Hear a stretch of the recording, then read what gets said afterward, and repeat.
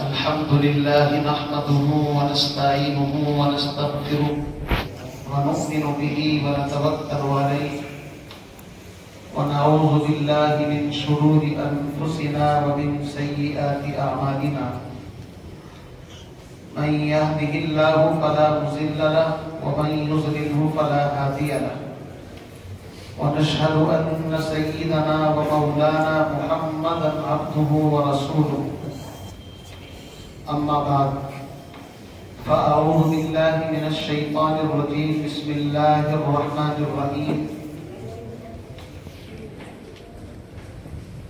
إنا نحن نزلنا الذكر وإنا له لحافظون وقال الله تبارك وتعالى لو أنزلنا هذا القرآن على جبل لرأيته خاشعا متصدعا من خشية الله صدق الله العظيم وقال النبي صلى الله تعالى عليه وسلم خيركم من تعلم القرآن وعلمه. عزیز بزرگوں، دوستوں، دینی بھائیوں، آج الحمدللہ اللہ کا بے انتہا شکر و احسان ہے کہ آپ کی یہ سلیم جامع مسجد جو آپ کی مسجد ہے، محلے کی مسجد ہے، اسی کے بازو میں ایک مکتب چلتا ہے، مدرسہ قاسمیہ تعلیم الاسلام. مسجد اور مدرسے دونوں لازم ملزوم ہیں، ایک کے بغیر ایک ادھورا ہے. مسجدیں اس وقت تک آباد نہیں ہو سکتی جب تک کہ مدرسے میں رہ کر کے انسان نماز، قرآن، ایجوکیشن حاصل نہ کرے. بغیر پڑھے لکھے آدمی کی نماز آپ تو جانتے ہی ہیں کیسی ہوتی ہے. جو آدمی پڑھا لکھا نہیں ہوتا وہ بیچارہ کبھی فرض کو چھوڑ کر کے بھی سجدہ سہو کر لیتا ہے اور کبھی سنت کے چھوڑنے پر بھی سجدہ سہو کر لیتا ہے اور کبھی دونوں کو چھوڑ کر کے بھی نہیں کرتا، اس لیے کہ علم جس کے پاس نہیں ہے وہ بیچارہ ڈرتا ہے. ہمارے سامنے تو ایسے مسائل آتے رہتے ہیں، بیچارے بہت سے مسئلے پوچھتے ہیں کہ اگر جی نماز کی نیت باندھ کر کے ہم نے ثنا نہیں پڑھی، ہم بھول گئے، تو کیا ہماری نماز ہوگی یا نہیں ہوگی؟ اب ظاہر بات یہ سوال اس لیے پیدا ہوا، اس بیچارے نے مدرسے میں رہ کر کے وہ ایجوکیشن، وہ علم حاصل نہیں کیا کہ جس سے اس کو پتا چل جاتا کہ ثنا پڑھنا نماز کے اندر سنت ہے اور سنت کے چھوٹنے سے نماز ہو جاتی ہے، البتہ ثواب میں تھوڑی سی کمی ہو جاتی ہے. جس بندے کو اس مسئلے کا پتہ نہیں وہ سوچے گا، کنفیوز ہو جائے گا، یار ثنا میں بھول گیا، اب سجدے سہو کروں یا نہ کروں، حالانکہ سجدے سہو کی بھی ضرورت نہیں. میں یہ بات اس لیے بتا رہا ہوں کہ بغیر مدرسے کے، بغیر ایجوکیشن کے، بغیر پڑھائی لکھائی کے انسان کی نماز بھی مکمل بولو بھائی نہیں. یہ ہمارے اکابر کی ترتیب ہے کہ مسجد اور مدرسے دونوں ساتھ ساتھ. یہ آپ لوگوں کی خوش نصیبی ہے کہ آپ کے اس محلے کے اندر اگر ایک طرف مسجد ہے تو اسی کے بازو کے اندر مدرسہ بھی ہے. اللہ جزائے خیر دے، کروڑوں رحمتیں نازل کرے ان لوگوں پر جنہوں نے اس مسجد کو بنانے میں، اس مسجد کی بنیاد رکھنے میں اور اس مدرسے کی بنیاد رکھنے میں جد و جہد کی، کوششیں کی اور جگہ دی، چندہ دیا. سب آمین کہہ دو، اللہ کروڑوں رحمتیں نازل فرمائے. وہ بیچارے قبروں میں چلے گئے، لیکن آج ہم نمازیں پڑھ رہے ہیں، ہمارے بچے پڑھ رہے ہیں. آج آپ لوگ محنت کر رہے ہیں، کل آپ اور ہم بھی قبر میں چلے جائیں گے، پھر آنے والی نسلیں فیض ہو جائیں. یاد رکھیے، درخت لگایا جاتا ہے تو ایک دم پھل نہیں آتا، آہستہ آہستہ اس کی پرورش ہوتی ہے اور درخت بڑا ہوتا ہے ہر دن، لیکن دکھائی نہیں دیتا. ابھی 2-3 دن پہلے علماء کی جماعت آئی ہوئی تھی، اس کے اندر علماء مفتیان کرام اور وہ بیرون ملک دوسرے سال کی جماعت، اس سے ملنے کے لیے مرکز نظام الدین سے اور ہمارے دلی شہر کے بڑے لوگ آئے۔ تو عشاء کے بعد میں بھی ان کے پاس بیٹھا تھا، تو ماشاءاللہ مسجد کے بارے میں تذکرہ چل پڑا کہ جی مسجد شروع میں بہت چھوٹی سی تھی، لیکن جب اس جگہ کو دیکھا، یہ بھی جگہ خرید لی، وہ بھی، تو وہ بیچارے بھی بڑے خوش ہو رہے تھے۔ میں نے کہا حضرت ابھی آپ کے علم میں نہیں، یہ برابر کا جو پلاٹ ہے یہ بھی مسجد کا ہے۔ انہوں نے کہا اچھا یہ بھی ہے؟ میں نے کہا ہاں، یہ مسجد مشرق مغرب شمال جنوب آپ دعا کر دیجئے، آئندہ چند سالوں میں انشاءاللہ یہ 2 پلاٹ اور ہیں، یہ بھی لے لیے جائیں گے، تو دائیں سے بائیں سے آپ کو چاروں طرف ایک بڑی وسیع عریض عالیشان مسجد انشاءاللہ نظر آئے۔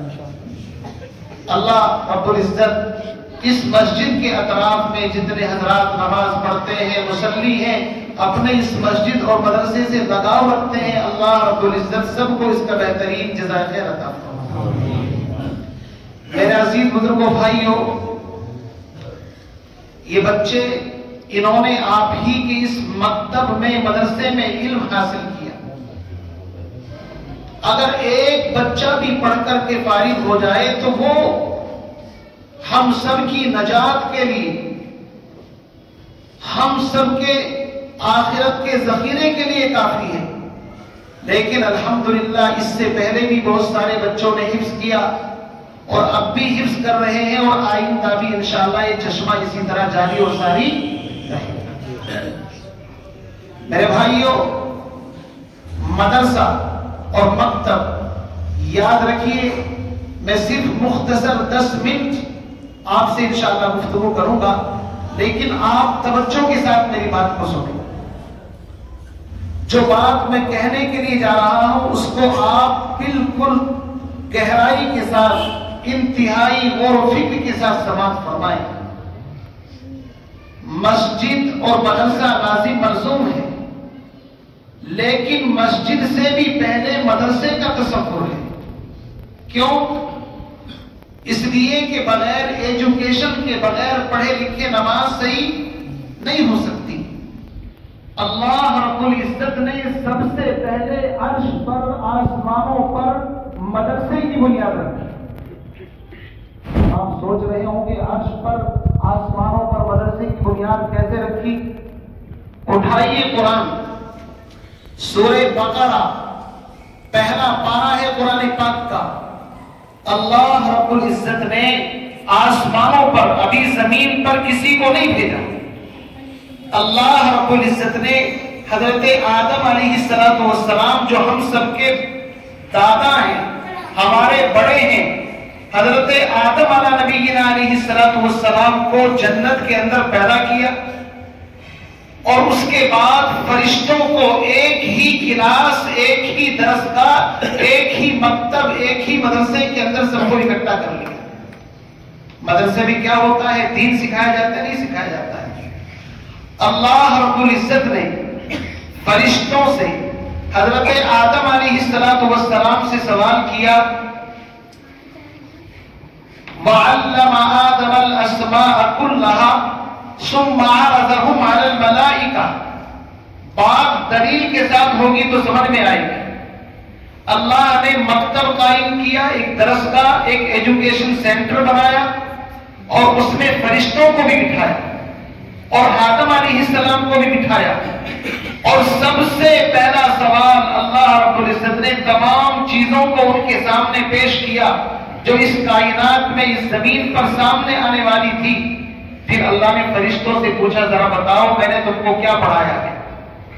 تو فرشتے انکار کرنے لگے، کہنے لگے سبحانک لا علم لنا الا ما علمتنا، پروردگار جو کچھ آپ نے سکھایا ہے ہمیں کچھ پتا نہیں چلا، ہمیں یاد نہیں رہا آپ نے کیا سبق پڑھایا ہے۔ پھر اللہ رب العزت نے آدم سے کہا، یا آدم انبئہم باسمائہم، تم بتاؤ جو میں نے سبق تم کو پڑھایا ہے۔ گویا کہ استاذ اللہ ہے، شاگرد فرشتے اور آدم علیہ السلام ہے، اور مکتب کہاں ہے؟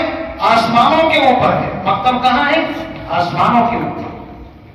آپ اس مدرسے کی اہمیت کو سمجھیں کہ اللہ نے زمین آسمان کے بنانے سے پہلے عرش کے اوپر سب سے پہلے مکتب اور مدرسہ قائم کیا اور فرشتوں کو آدم کو بٹھا کر کے ایک سبق پڑھایا اور پھر فرشتوں سے پوچھا تو فرشتوں نے انکار کر دیا، ربا جو سبق آپ نے پڑھایا ہے ہم اس سبق کو نہیں جانتے۔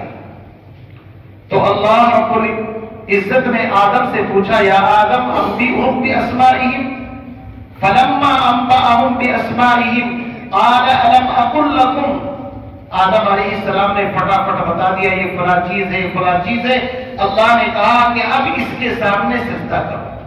پتہ چلا کہ جب علم زندگی کے اندر آتا ہے تو علم انسان کو امام بنا دیتا ہے، علم انسان کو مقتدا بنا دیتا ہے۔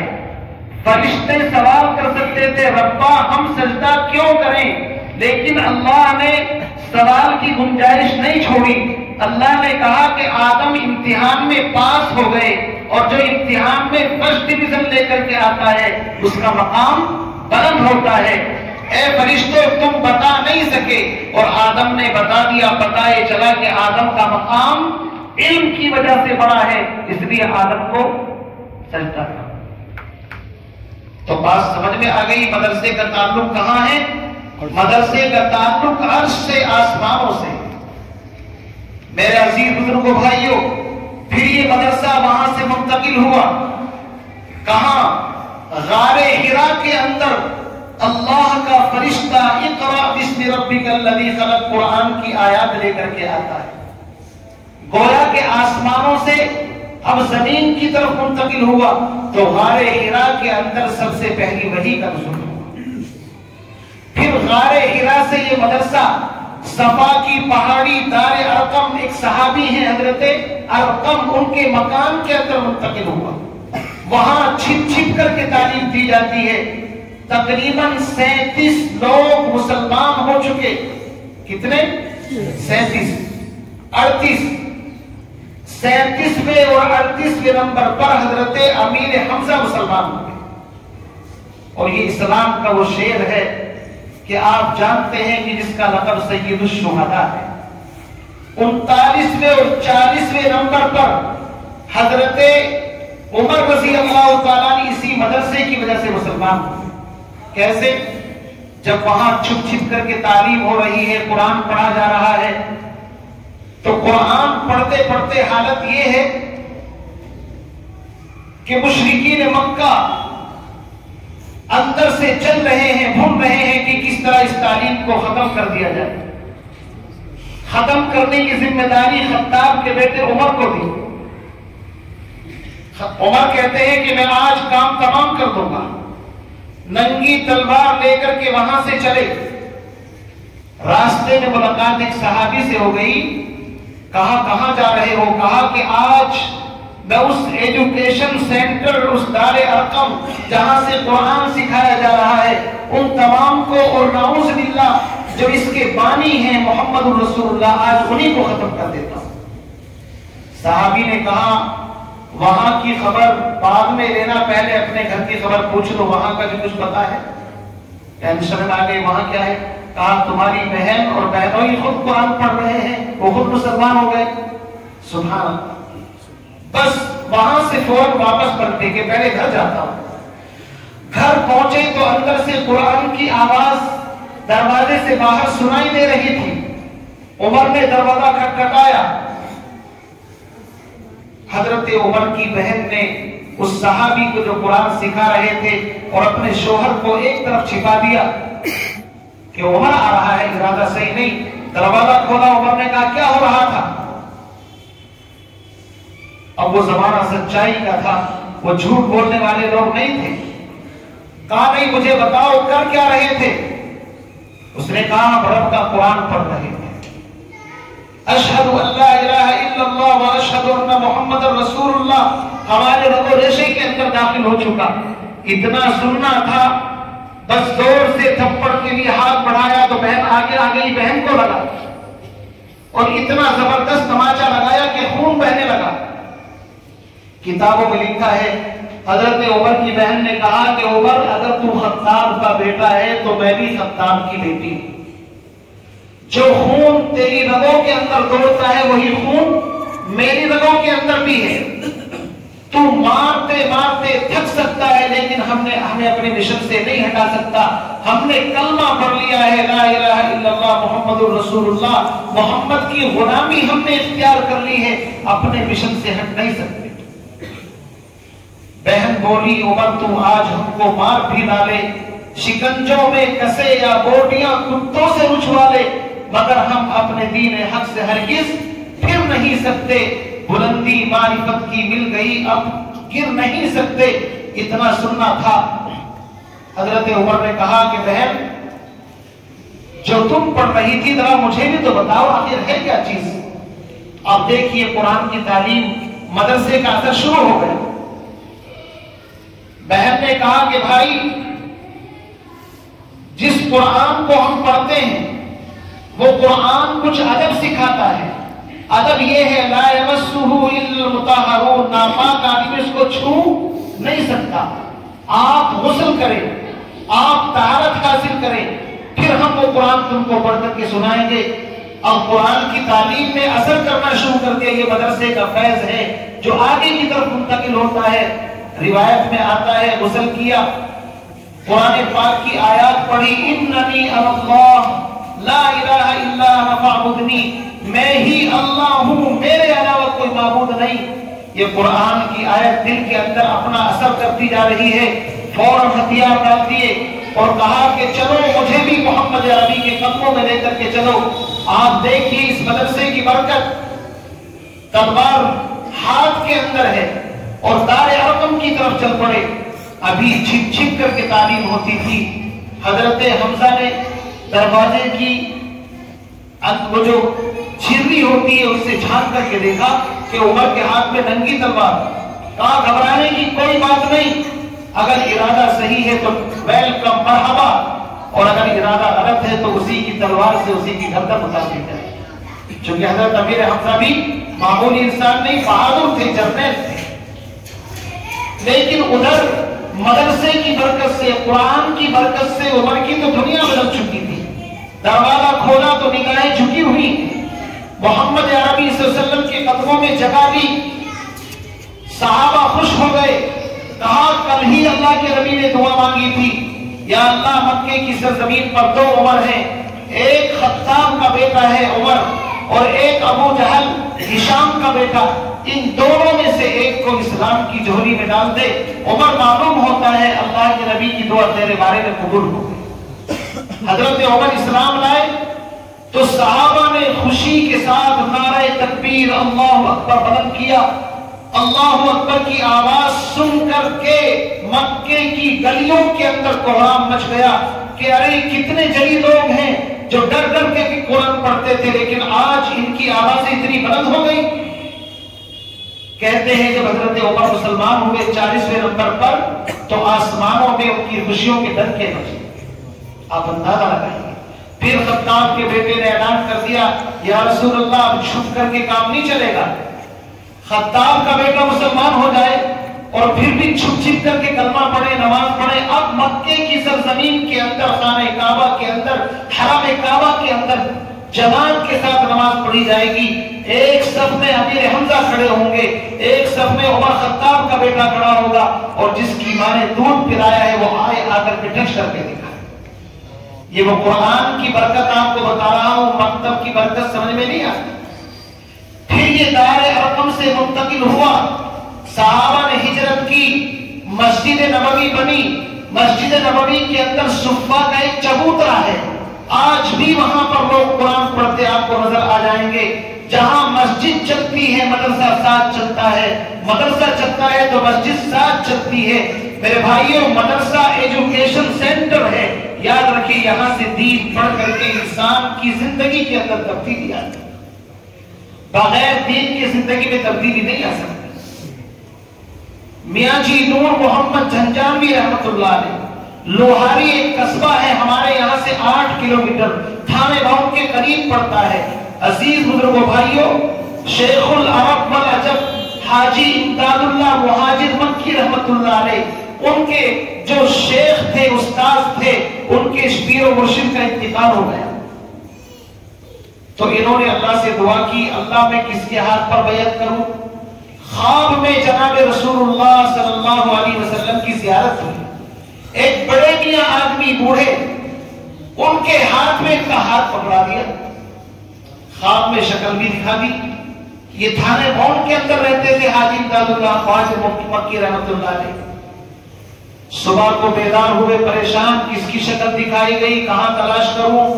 اسی جد و جہد کے اندر پتا چلا کہ ایک بڑے میاں بزرگ مدرسے کے اندر چھوٹے چھوٹے بچوں کو رب کا قرآن پڑھاتے ہیں لوہاری کے اندر، وہاں سے پیدل سفر کیا، 4-5 کلومیٹر کی دوری پر وہ قصبہ ہے تھانے بون سے، وہاں گئے، جانے کے بعد دیکھا ایک سفید ریش نورانی بزرگ، وہی بزرگ جو خواب کے اندر اللہ کے نبی جناب محمد رسول اللہ صلی اللہ علیہ وسلم نے دکھائے تھے، وہ چھوٹے چھوٹے بچوں کو مکتب میں قرآن پڑھا رہے ہیں۔ اللہ اکبر، جا کر کے ان کے قدموں میں گر پڑے۔ بڑے میاں نے کہا، میاں جی نور محمد صاحب زنجانوی رحمۃ اللہ علیہ نے کہا کہ خواب کے اوپر بڑا یقین ہے آپ کو؟ دیکھیں اللہ والوں کی باتیں کیا ہوتی ہیں، کشف سے معلوم ہو گئے۔ فرمایا خواب پر اتنا کانفیڈنس، اتنا اعتماد؟ فرمایا میں یتیم ہوں، مجھے ضرورت ہے ایک اللہ والے کی۔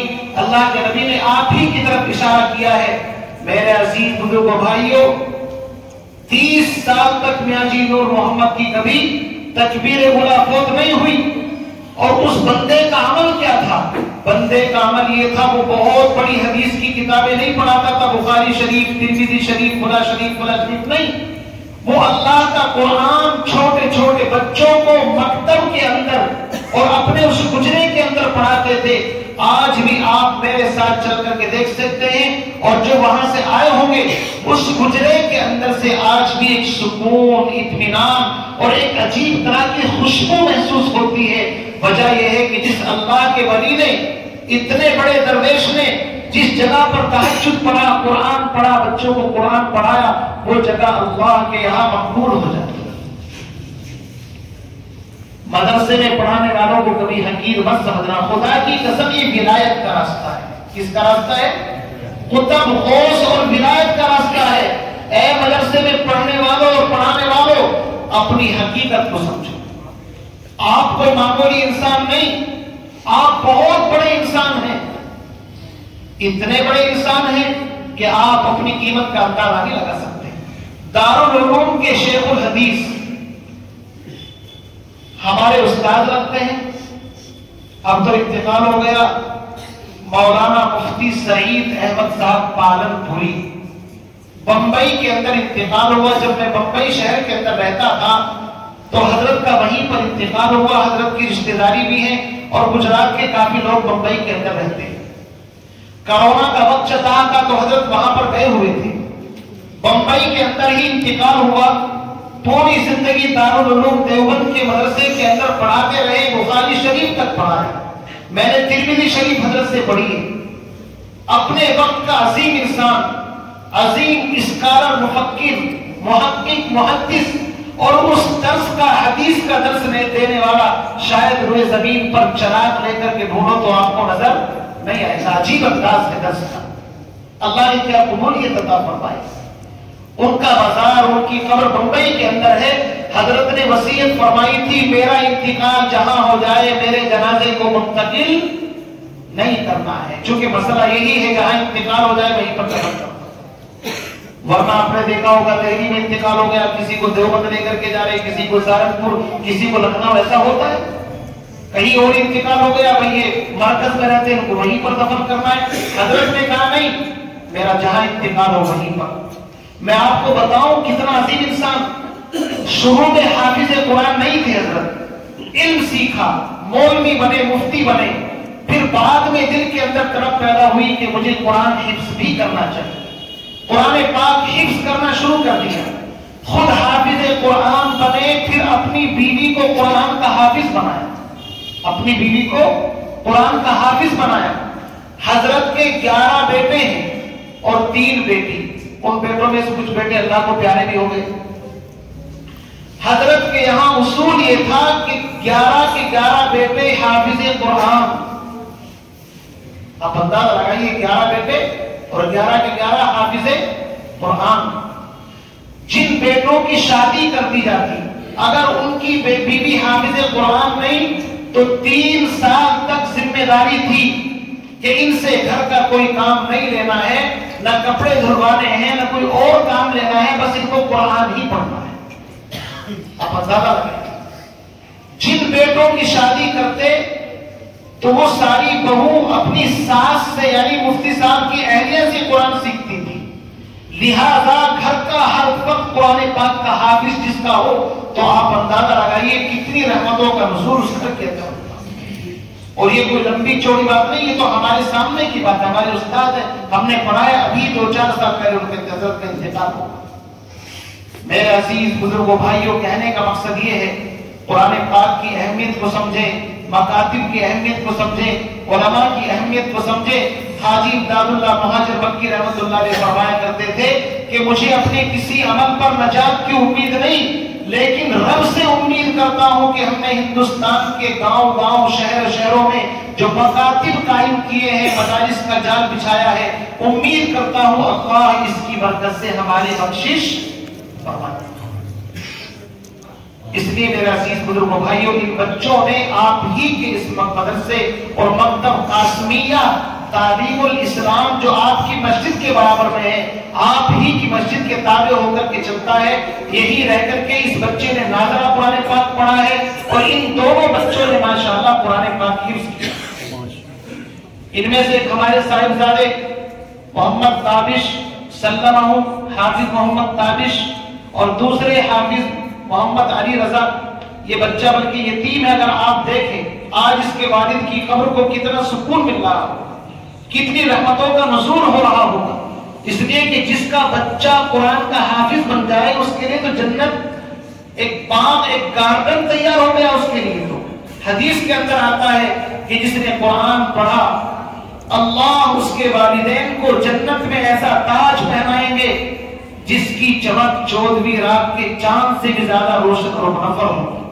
میں اپنی اہلیہ سے ابھی اثر کے بعد کہہ رہا تھا کہ آپ کتنی خوش نصیب ہیں، آپ کو خوش ہونا چاہیے کہ آپ کا بیٹا بھی حافظ قرآن، آپ کا شوہر بھی حافظ قرآن۔ کیوں بھائی؟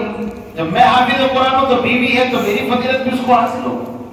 تو میں کہہ رہا تھا آپ تو خوش نصیب ہیں، دنیا کی ہر نعمت اللہ نے آپ کو دے دی، جس کا بیٹا قرآن کا حافظ، جس کا شوہر قرآن کا حافظ، مفسر اور عالم ہو، تو دنیا میں اس سے بڑی دولت اور اس سے بڑا مالدار کوئی بندہ نہیں ہو سکتا۔ ہم تو اپنے آپ کو مالدار ہی سمجھتے ہیں، کبھی غریب نہیں سمجھتے، اس لیے کہ ہمارے پاس جو دین کی دولت ہے اللہ کا کروڑوں انعام اور احسان ہے۔ خدا کی قسم حضرت علی فرمایا کرتے تھے لنا علم وللجہال مال فإن المال يفني عن قریب وإن العلم باق لا يزال۔ اے دنیا والو، ایک تمہارے پاس دولت ہے، ایک دولت ہمارے سینوں کے اندر ہے، ہماری دولت کبھی ختم نہیں ہو سکتی، تمہاری دولت ختم ہو سکتی ہے، ہماری دولت کو کوئی چرا نہیں سکتا، کوئی تقسیم نہیں کر سکتا، تمہاری دولت کو ڈاکو بھی چرا سکتے ہیں، لٹیرے، اور اس کے اوپر آفتیں بھی آتی ہیں، لیکن علم جتنا پرانا ہوگا یہ پرانے چاول کی طرح اتنا ہی خوشبودار ہوتا چلا جائے، یہاں بھی کام آئے گا، قبر میں بھی کام آئے گا، میدان محشر میں بھی کام آئے گا۔ اس لیے میرے عزیز بزرگوں بھائیوں، ارادہ کرو اس مجلس کے اندر کہ انشاءاللہ مکاتب کو، مدارس کو، علماء کو، ہر ایک کو مضبوط کرنا ہے۔ ان کے اوپر خرچ کرنے سے کبھی کمی نہیں آتی، خدا کی قسم یاد رکھنا یہ آخرت کے بڑے مالدار لوگ ہیں، یہ اتنے مالدار لوگ ہیں آخرت کے کہ لوگ جس طرح آج بڑے بڑے لوگوں کی طرف للچائی نظروں سے دیکھتے ہیں، آج گمنام صحیح علم کی دولت والے آخرت میں یہی سالات نظر آئے۔ آخرت میں لوگ دیکھیں گے یار آج حافظ صاحب کے برابر میں تو لگوں، ہو سکتا ہے اللہ اس کے برابر میں کھڑا ہونے کی وجہ سے ہی میرے اوپر رحمتوں کا نزول فرما دے، میرا بیڑا پار فرما دے۔ اس لیے میرے عزیز بزرگوں بھائیوں، قدر کرو ان مدارس کی، مکاتب کی، علماء کی۔ باتیں تو بہت ساری ہو سکتی ہیں، میں تو آپ کے سامنے ہر جمعے میں اور ہر موقع پر تقریر کرتا ہی رہتا ہوں، لیکن کچھ باتیں میرے دل کے اندر مدرسے کے تعلق سے آئی، امید ہے کہ آپ کی بات سمجھ میں آئی ہوگی۔ مدرسوں کی نسبت اللہ کے عرش اور آسمانوں کے ساتھ ہے۔ اللہ نے زمین کو بنانے سے پہلے عرش کے اوپر فرشتوں کو اور آدم کو بٹھا کر کے سبق کلاس کے اندر پڑھایا۔ اس سے پتہ یہ چلتا ہے کہ مدارس کی اہمیت بہت زیادہ ہے۔ اللہ مجھے آپ کو کہنے سننے زیادہ عمل کی توفیق نصیب فرمائے۔ میرے عزیز بزرگوں بھائیوں، ان بچوں نے قرآن پاک حفظ کیا ہے، اللہ تعالیٰ ان بچوں کو بھی بہترین حافظ عالم قاری بنائے۔ اور آپ حضرات کے لیے تو میں نے دعا کر ہی دی کہ جن حضرات نے مدرسوں کو قائم کیا، مسجدوں کو بنایا اور ان کے اندر اضافہ کر رہے ہیں اور تعاون کر رہے ہیں، اللہ تعالیٰ ہر ایک کی قبر کو جنت کا باغ بنائے۔ اب یہ بچے انشاءاللہ آپ کے سامنے تھوڑا تھوڑا اپنا سبق سنائیں گے اور اس کے بعد دستار بندی ہو جائے گی، پھر دعا ہو جائے گی۔ وآخر دعوانا الحمدللہ رب العالمین۔ ادھر آ جائیں۔